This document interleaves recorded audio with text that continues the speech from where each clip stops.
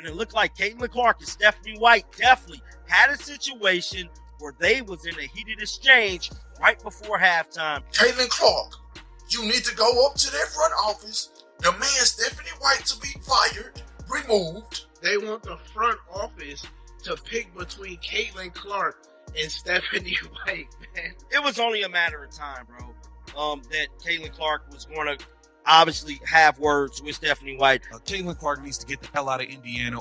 I think this is one of those things where it might be a turning point. The locker room door slammed shut. Voices raised. Cameras off. But the moment was real raw and utterly explosive. Caitlin Clark, the biggest star in women's basketball, just went head-to-head with Indiana Fever head coach Stephanie White, and it may be the breaking point that changes the WNBA forever. What happened behind those closed doors? And why are fans chanting "Free Caitlin" across the internet? Buckle up, because this story goes deeper than one bad game. This is a full-on war for the future of women's basketball.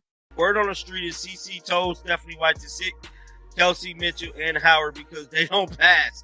Could be true. CC went to tie her shoe after passing to Howard on a play. LOL. And it is clear that there is a philosophical rift in the team.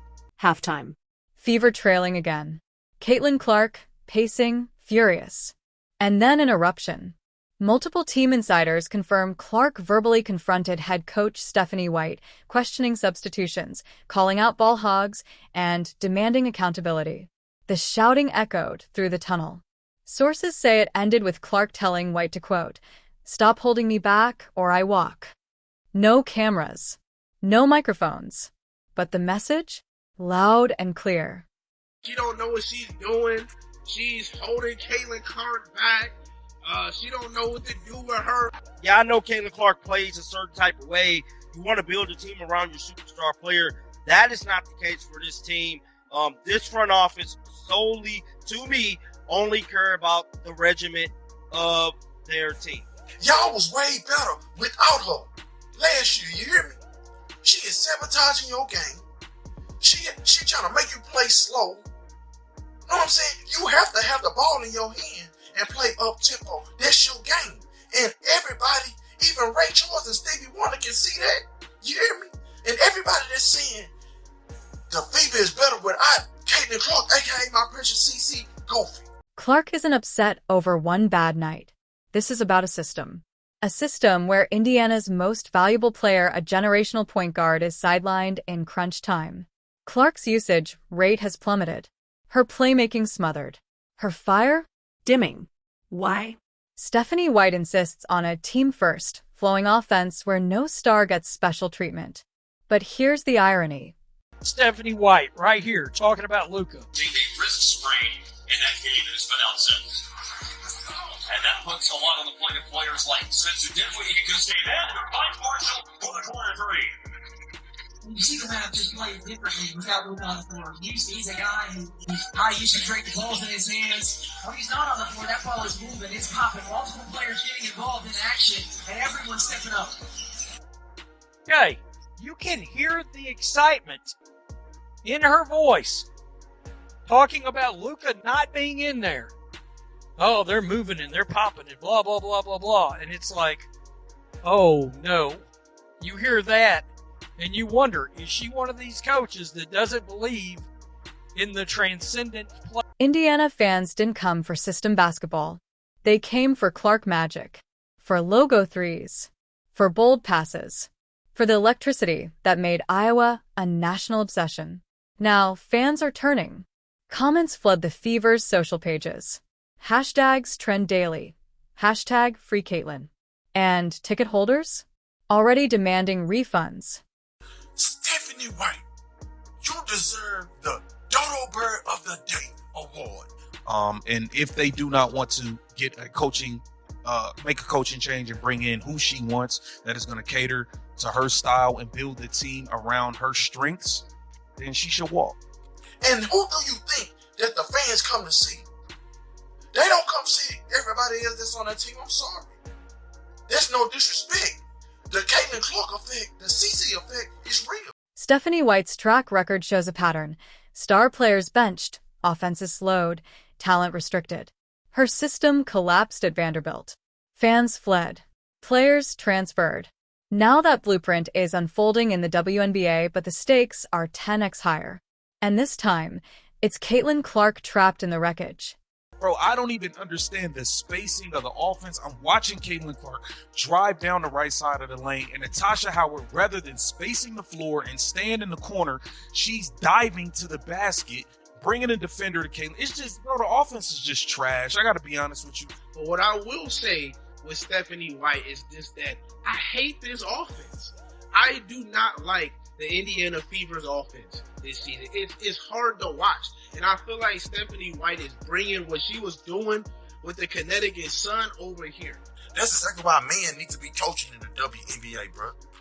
Need to be coaching. Yeah, let a man do it, bro. Because all this women coaching other women athletes, bro, it's out of there. And then these women owners and all of that, man, please, bro, y'all just tearing stuff down, bro.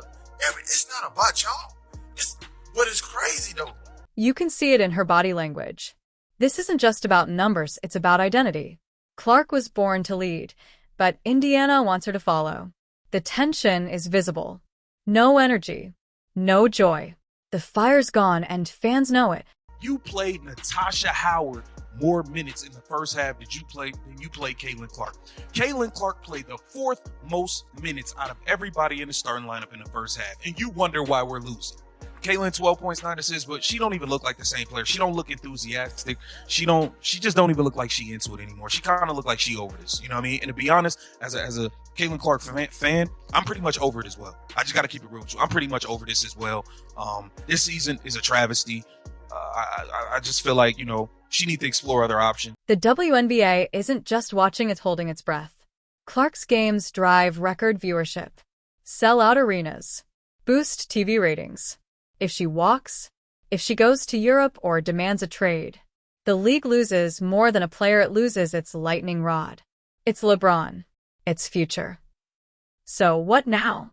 Inside sources say Clark's agents are already fielding overseas interest: Italy, Spain, Turkey. Bigger pay, more freedom, less noise. And in a shocking twist, insiders say Caitlin is seriously considering it. The locker room door slammed. But the message didn't stay inside. It echoed across the WNBA. Caitlin Clark has spoken. Now, the league must listen. Drop a comment. Should she stay or should she go? And if you're tired of watching the system fail the superstar, smash that like button and subscribe. We're bringing you the truth the sports media won't. The locker room door slammed so hard it echoed through the hallway. Inside, shouting, fury, betrayal, and one superstar at her breaking point. Caitlin Clark, the face of the league, finally confronted her coach Stephanie White, and what happened next may change the future of the WNBA forever. Before halftime in a recent Fever game, cameras caught a heated exchange between Clark and White. What fans didn't see, the locker room explosion that followed. Sources close to the team say Clark accused White of sabotaging her game, ignoring her input, and benching her during key moments. One insider even claimed, quote, she told White to pick her or the system. This wasn't a one-off blow-up.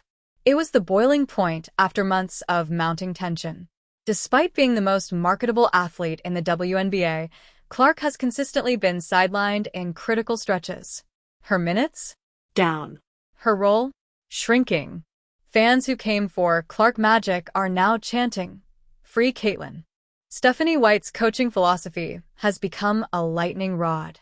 She values equal touches, system ball, and unpredictable rotations. That might work on paper, but not when your roster includes a generational star. Remember when she said the Mavericks played better without Luka? That philosophy followed her to Indiana. Replace Luka with Clark, and here we are. Clark's usage rate has dropped nearly 20%. Her assist numbers have stalled. Her team's offensive efficiency with her off the floor? It tanks. Yet she played the fourth most minutes in the first half of a must-win game. The system isn't helping her. It's drowning her brilliance in predictability. Sources say the confrontation in the locker room was the final straw. Clark, reportedly furious after a critical timeout snub, went straight to White.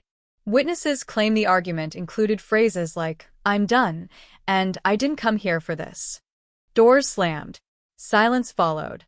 Then, the trade whispers began. The internet exploded. Comments flooded the Fever's socials. Ticket holders demanded refunds. Sports radio debated who should go, Clark or White. The phrase, "You don't bench Curry in the playoffs," went viral, with Clark now cast as the WNBA Steph.